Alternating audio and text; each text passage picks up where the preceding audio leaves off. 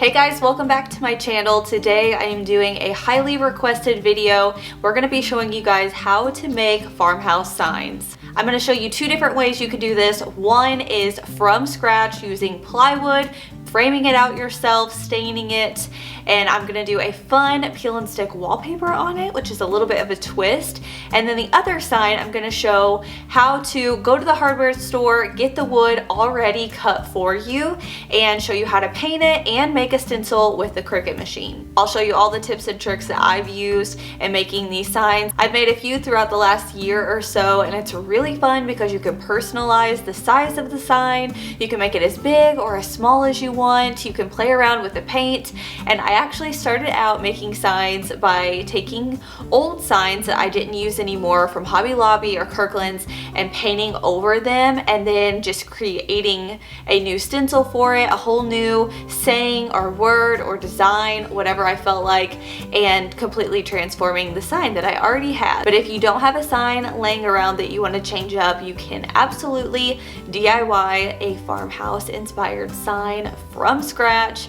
It is super easy. So my husband Taylor is actually outside in the garage, and we're going to walk you guys through step by step how to make a sign. If you guys are new, make sure to subscribe so you don't miss out on any farmhouse decorating or DIYs. A few months ago, we completely remodeled this little half bath that's off of the kitchen. We added this board and batten, we painted the walls, we added a new light fixture, a new mirror, and the whole new vanity. So I'm going to show you guys how we are going to make a sign to go above the board and batten.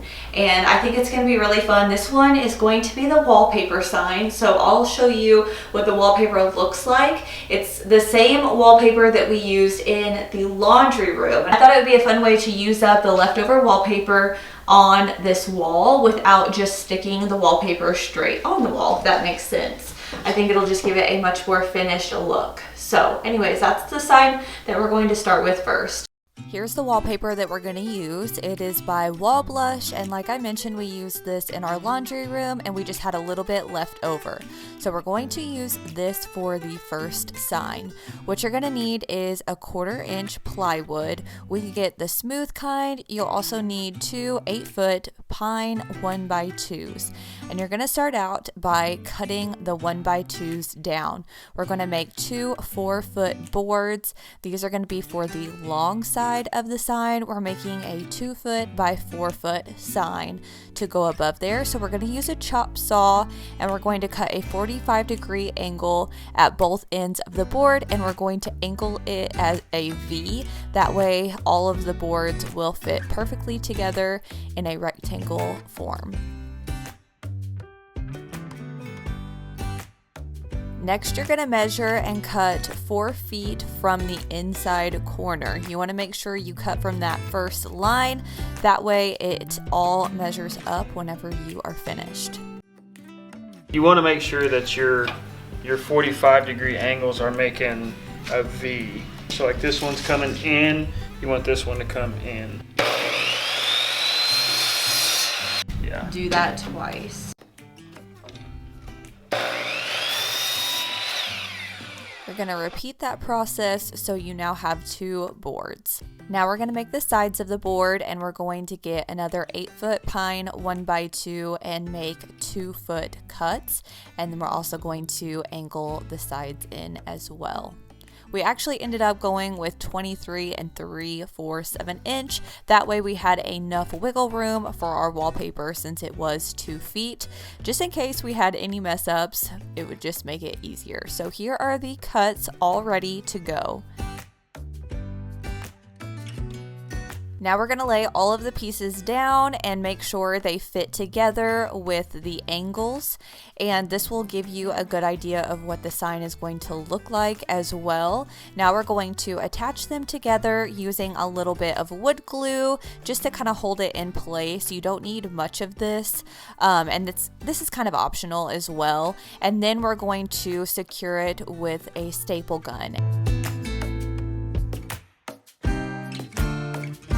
This is optional, but we like to put the staples on the top and the bottom of the sign. That way you don't see it. From the sides, you'll be able to see those staples easier. So putting it on the top and bottom just eliminates having to fill it in with wood glue. We're also using 1/4 inch crown staples that are 1 1/4 inch long. Now you'll continue that process on each side until all the pieces are nice and secure.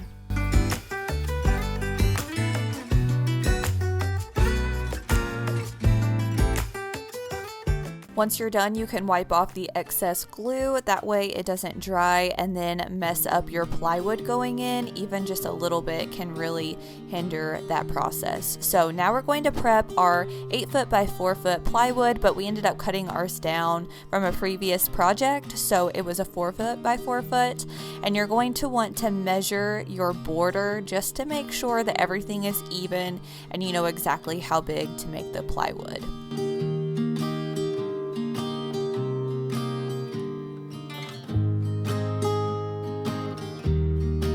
Since our sign is 23 1/4 inches tall, we're going to measure that on the plywood and then mark it so we can do a chalk line and pop it. That way we know exactly where to cut the plywood. Now we're going to use a circular saw to cut the line, and this is going to cut the board out so we can go ahead and attach it to the border. Once the piece is cut down, we like to sand off the rough edges. That way it will fit securely into the border.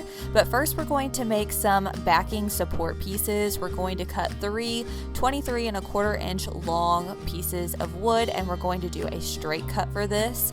Then we're going to attach it to the plywood using 1/4 inch crown staples that are 3/4 inch long.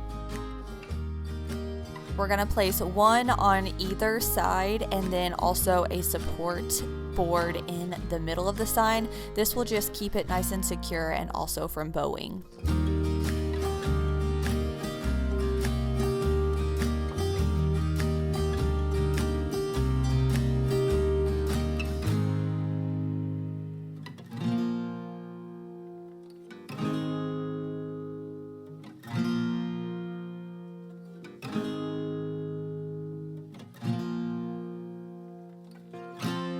Now we're going to stain the border of the sign. We love using this special walnut color. It's so pretty on natural wood. So that's what we're going to use. We like to use a secondary application. That way it's a very light coverage. So what we do is dip a paper towel into the stain and then place it on an old rag. And then from there we will wipe it on the wood. And this just gives you more control over the color of the stain. We also sometimes will use foam brushes to dip into the stain and put it on the washcloth, but the washcloth is definitely our favorite way to apply stain.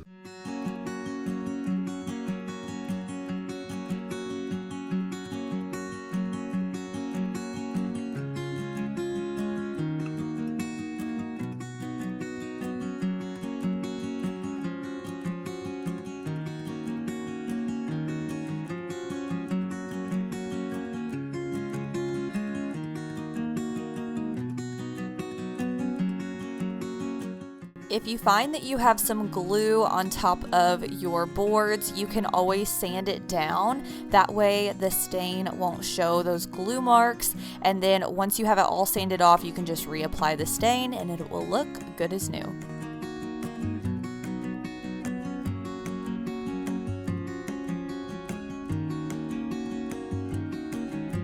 Now the fun part, it is time to add the wallpaper to the plywood. So you're going to want to make sure that the plywood is cleaned off really well and doesn't have any dust particles on it. Then you're just going to lay the wallpaper on top of the plywood, and this one is a peel and stick, so we just peeled the backing off, and then you'll probably need 2 people to do this part. You just want to hold it flat and press it right onto the board.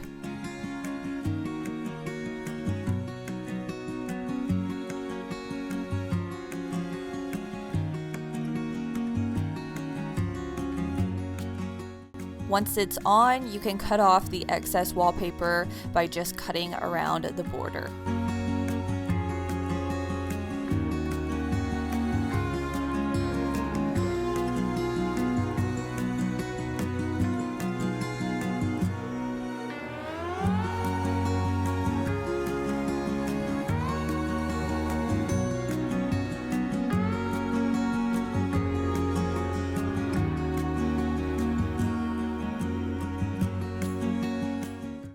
now you can just slide that stained border over top of the sign, pop it into place, and then we are going to staple it in. That way it is nice and secure, and we will be stapling to those backing pieces for support. And then if your wallpaper does pop through it all, you can just use a flat blade and kind of push it back in. But we really didn't have too much of a problem with this. It was pretty simple to fix. But yeah, once that is all done, we're going to head into the house and get it hung on the wall.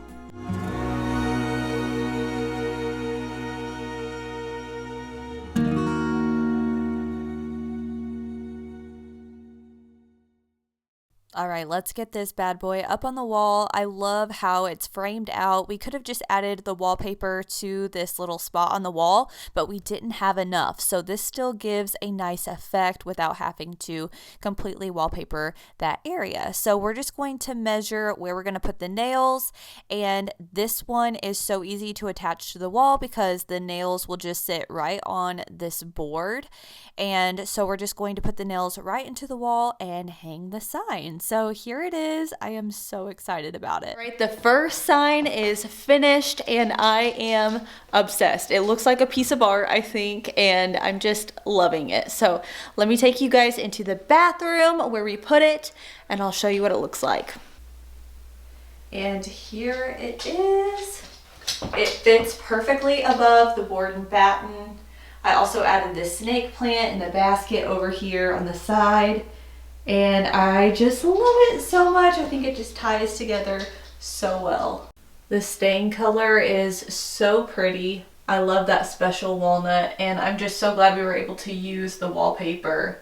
So there is sign number 1. Right, guys, it's the next day and I'm about to start on sign number 2. This is a sign where you can go to your local Home Depot or Lowe's hardware store and pick up this round wood circle and you can make a sign with it. This one is pretty much no power tools. You can totally get by without having to use any. So it's a great option if you don't have the tools on hand to make these signs. So I'll show you what it looks like and how we're going to make it. Also for this one, we're going to use the Cricut machine to make a stencil. You can either paint it with a stencil or you can use the vinyl that you actually cut out from the Cricut machine, as long as you have the right kind of vinyl. And I'll show you guys how to seal your sign, that way your vinyl will stick, and all of those details. So here's what the sign looks like. This is laminated pine, and I want to say it's a 16-inch, so it's kind of like a mid-size.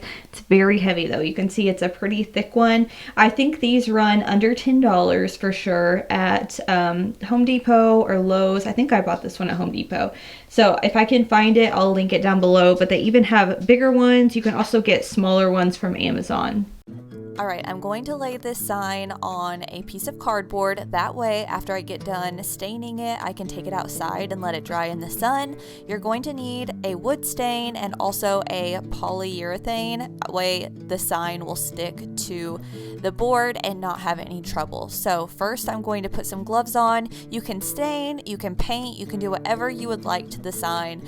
I originally was going to paint it, and then at the last minute, I decided to do a light stain because I'm putting it in the bathroom and there's a lot of colors going on. The walls are white, and then that board and batten is a really dark gray, and I just love that natural wood texture that it gives. So I'm going to stain the sign and put a decal on it. So first I'm just doing that secondary stain application, putting it on the washcloth and rubbing it on, and I did a very light layer. I'm also going to do the back, and then we will seal it with that polyurethane.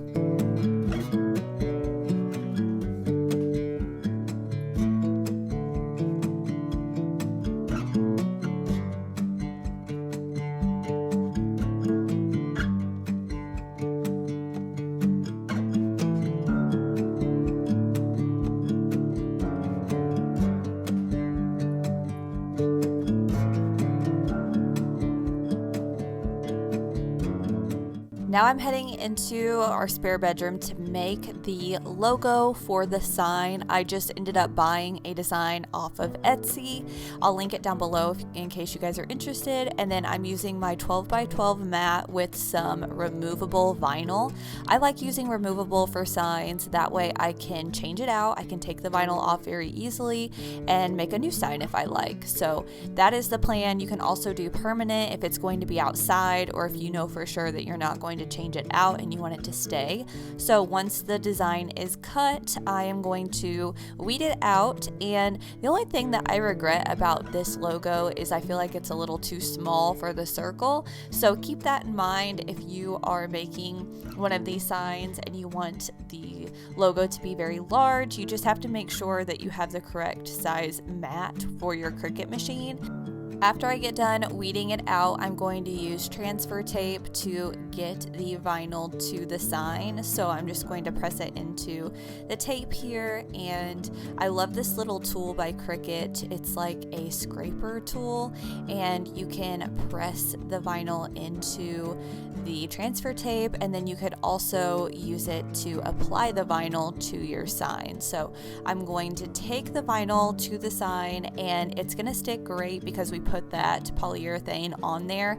If you don't use any kind of sealer, I have found that it is very hard to get the vinyl to stick to the sign, and it definitely won't stay. So you can definitely use the polyurethane before you use the vinyl, and then if you want it to stay, if you want your vinyl to stay and you know it's going to be on there permanently, you can put a sealer over the vinyl as well.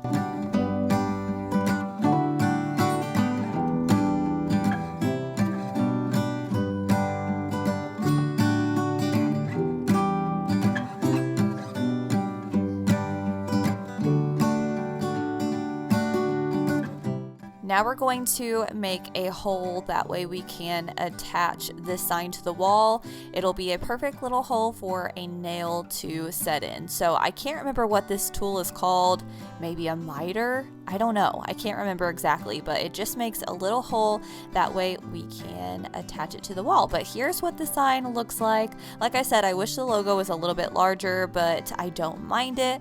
I went ahead and used that removable vinyl, so if I don't like it in the future, I can always change it up. But we're using a screw gun and we're putting a anchor into the wall, that way the sign will stay put, and just hanging it up.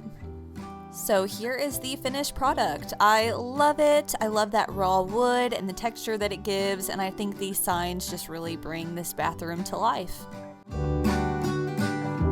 That is it for today's video. I hope you enjoyed seeing how to make two different farmhouse inspired signs. They are so fun to make and really simple to do. We've made so many throughout our house, so I hope this video helps you if you are wanting to make one for your home or to gift to someone. I think that's a great idea as well. So if you like this video and found it helpful, make sure to give it a thumbs up. Don't forget to subscribe if you are new, and I will see you guys in my next one. Bye.